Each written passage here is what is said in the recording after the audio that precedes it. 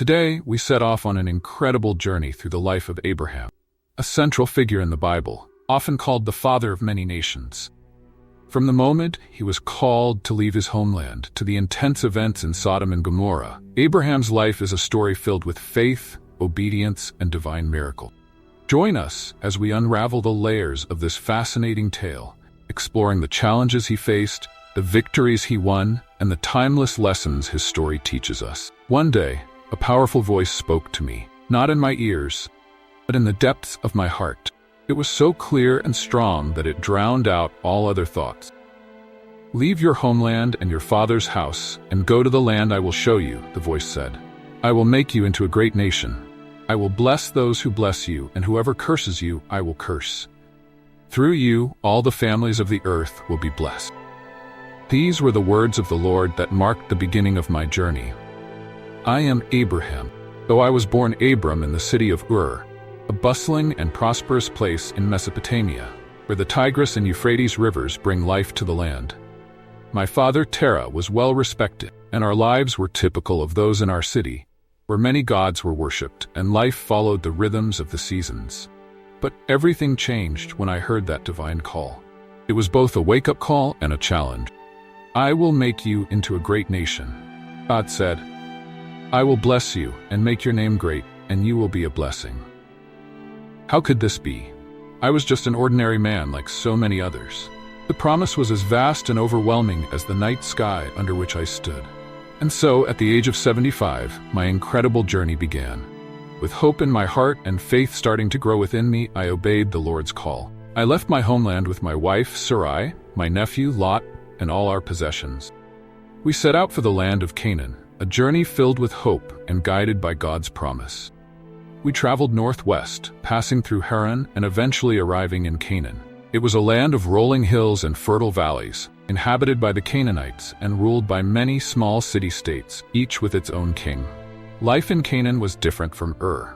Here, fields and vineyards stretched as far as the eye could see, and the air was filled with the scent of olive and fig trees. The land was rich and promising, yet it was also home to many different peoples and cultures. As we journeyed through the land, I arrived at the holy place of Shechem, near the Oak of Moreh. At that time, the Canaanites lived in the land. It was there that the Lord appeared to me again and promised, "To your descendants, I will give this land." In gratitude and honor of this promise, I built an altar there. Then, I moved on to the hill country east of Bethel, set up my camp between Bethel on the west and Ai on the east. I also built an altar to the Lord there and called upon his name, marking each stop on my journey with acts of faith and devotion. But soon, our faith was put to the test. The land that had welcomed us with the promise of God's blessing became harsh and unyielding as a severe famine spread across it. "Why have you brought us here?" I wondered, looking to the sky for answers. The decision to leave for Egypt, a land where the Nile provided abundance, was difficult. It felt like a challenge to the promise that God would care for. Yet, the Lord's promise echoed in my heart. "Do not be afraid, Abraham. I am your shield. Your reward will be very great." Despite this reassurance, I was still anxious, especially because of Sarai's beauty. I feared for my life and came up with a plan. I asked Sarai to pretend to be my sister, thinking, "They will treat me well for your sake, and my life will be spared because of you." When we arrived in Egypt, Sarai's beauty indeed caught everyone's attention, including the officials of Pharaoh's court. She was taken into Pharaoh's palace, and because of her, I was treated well and received sheep, cattle, donkeys, servants, and camels. But the Lord sent terrible plagues upon Pharaoh and his household because of Sarai. Pharaoh, realizing the truth, confronted me. "What have you done to me?" demanded. "Why didn't you tell me she was your wife? Why did you say she was your sister, so I took her to be my wife? Now here is your wife. Take her and go." And so, we were expelled from Egypt. Yet we left with more than we had when we arrived, and with a deeper understanding of God's nature. A protector, a provider, and a faithful guide, even in uncertain times. From Egypt we returned to the Negev, along with Sarai and all our possession. Lot was with us too. Thanks to God's blessing, I had become very wealthy, with large flocks of cattle, silver, and gold. We continued our journey northward, back to Bethel, where I had first built an altar to the Lord. There I called upon his name once again. But as our wealth grew, so did our problem. Lot, who also had large herds of sheep, cattle, and tents, found that there was not enough space for both of us and our flocks. This led to conflicts between our shepherds. At that time, the land was also inhabited by the Canaanites and Perizzites, which made things even more complicated. To avoid further disputes and maintain peace, I proposed a solution to Lot. Let's not have any quarrels between you and me, or between our shepherds, for we are family. Look at the whole land before you.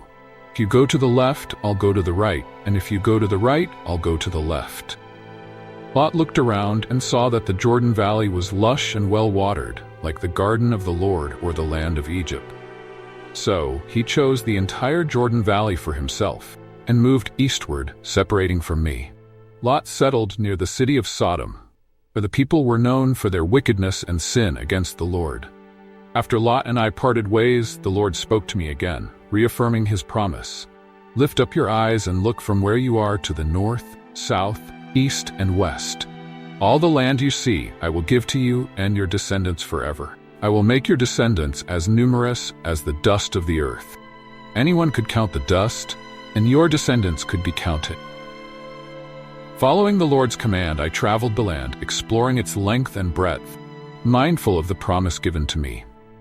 Finally, I settled by the great trees of Mamre and Hebron, where I built another altar to the Lord, marking this new chapter in my journey with a sacred place of worship. One hot day, as I sat at the entrance of my tent near the great trees of Mamre, I looked up and saw 3 men standing nearby. Without hesitation, I ran to greet them and bowed low to the ground, offering them my hospitality. "If I have found favor in your eyes, my lord," I said, "do not pass by without stopping to see your servant. Let me bring you some water so you can wash your feet and rest under this tree. I will bring you some bread so you can be refreshed before continuing on your way." They agreed, saying, "Do as you have said." I hurried to the tent and told Sarah, quickly, "Get 3 measures of the finest flour, knead it, and bake some bread." Then I ran to the herd and selected a choice, tender calf, which I gave to a servant to prepare. I brought curds, milk, and the calf to the men and stood nearby under the tree while they ate. As they were eating, they asked me, "Where is your wife, Sarah?" "She's in the tent," I replied. Then one of them, whose words carried the weight of divine promise, said, "I will surely return to you about this time next year, and Sarah, your wife, will have a son."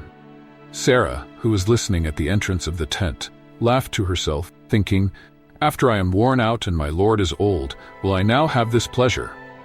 But the Lord said to me, "Why did Sarah laugh and say, 'Will I really have a child, now that I am old?' Is anything too hard for the Lord? I will return to you at the appointed time next year, and Sarah will have a son." Sarah was afraid, so she lied and said, "I did not laugh." The Lord said, "Yes, you did laugh." As I stood before the Lord, watching the men walk toward Sodom, I could feel the weight of what was to come. The Lord had revealed to me the great wickedness of Sodom and Gomorrah, cities filled with sin, cruelty, and rebellion. I feared for the people there, and my heart was heavy with concern for my nephew Lot, who lived in Sodom with his family. The Lord's words echoed in my mind, "Shall I hide from Abraham what I am about to do?" It was clear that he had chosen me not just to be the father of many nations, but also to intercede for others, plead for mercy.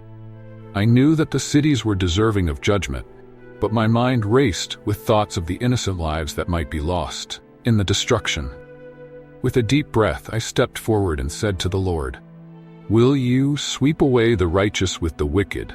What if there are 50 righteous people in the city? Will you really destroy it and not spare the place for the sake of the 50 righteous people in it? Far be it from you to do such a thing, to kill the righteous with the wicked, treating the righteous and the wicked alike. Far be it from you. Will not the judge of all the earth do what is right?" The Lord turned his gaze to me, and with a voice full of grace, said, "If I find 50 righteous people in the city of Sodom, I will spare the whole place for their sake." Relief washed over me, but my mind still pondered, what if there weren't 50? What if the number was fewer? So I gathered my courage and spoke again. "Now that I have been so bold as to speak to the Lord, though I am but dust and ashes, what if the number of the righteous is 5 less than 50? Will you destroy the whole city for lack of 5 people? The Lord, patient and merciful, replied, If I find 45 there, I will not destroy it. My heart quickened as I realized the depth of his compassion, but I could not stop there. What if there were even fewer? I asked, What if only 40 are found there? He said, For the sake of 40, I will not destroy it. With each answer, I felt both hope and a lingering fear for those who might be lost. I pressed on, knowing that the fate of many hung in the balance. What if only 30 can be found there? He answered, I will not do it if I find 30 there. I thought of the people in those cities, of the innocent and the wicked alike, and I continued, What if only 20 are found there? For the sake of 20, I will not destroy it, he said. I felt the weight of my words, knowing I had spoken so much already, but the urgency within me could not be silenced. So I took one last step of faith and said, May the Lord not be angry, but let me speak just once more. What if only 10 can be found there? The Lord, in his infinite mercy, replied, For the sake of 10, I will not destroy it. With that, the Lord went his way, and I stood in silence, deeply moved. His mercy was beyond anything I could have imagined. But I knew that even with his promise, the future of Sodom and Gomorrah was still grim.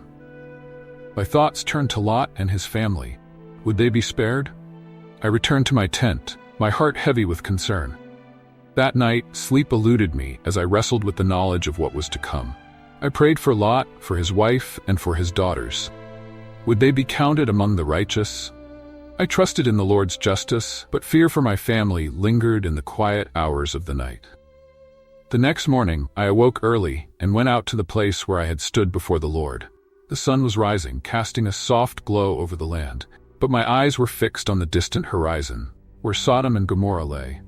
As the day wore on, I saw something that made my heart sink, a thick, dark smoke rising from the land, like the smoke of a furnace. The cities had been destroyed. I knew then that there had not been even 10 righteous people in Sodom. The Lord's judgment had come, swift and terrible, just as he had said. My heart clung to the hope that Lot and his family had been spared. The Lord remembered my plea. Had he saved them from the destruction? Days later, I received word that Lot had indeed escaped. The Lord had sent angels to lead him and his family out of the city before the destruction came. They had fled to a nearby town and were safe, though Lot's wife had looked back and was turned into a pillar of salt. My relief was mixed with sorrow for the loss of those cities and for Lot's wife. But I praised the Lord for sparing my nephew. As I reflected on all that had happened, I understood that the Lord is both just and merciful. He had listened to my prayers, and though he had judged Sodom and Gomorrah, he had also saved the righteous. His promises were true, and his ways were higher than I could comprehend. I knew that this was just one chapter in the great story the Lord was unfolding, a story of faith, promise, and redemption. I would continue to trust him, knowing that his plans for me, for my family,